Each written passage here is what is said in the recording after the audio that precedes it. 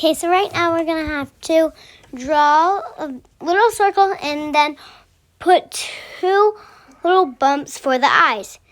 And then we're going to put circles under it, and then we're going to put some circles inside of it and leave a little bit of space in the middle, kind of.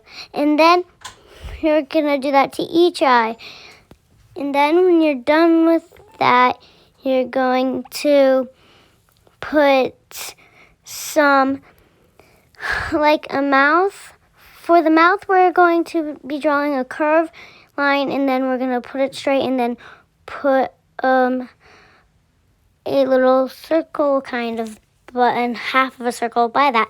And then we're going to do a big oval shape under that. And then we're going to put a big line, and then we're going to curve it and then do it all the way back up. And then we're going to put 2 lines in front of it. And then we're going to do, for the wings, we're going to do 2 lines by it and do that to the other side too. Now we're going to color. So we have this blue, and we will have this blue.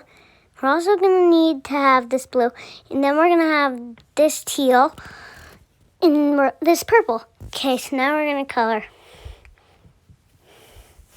But before we do that, we should put some hands on each side at the top, kind of.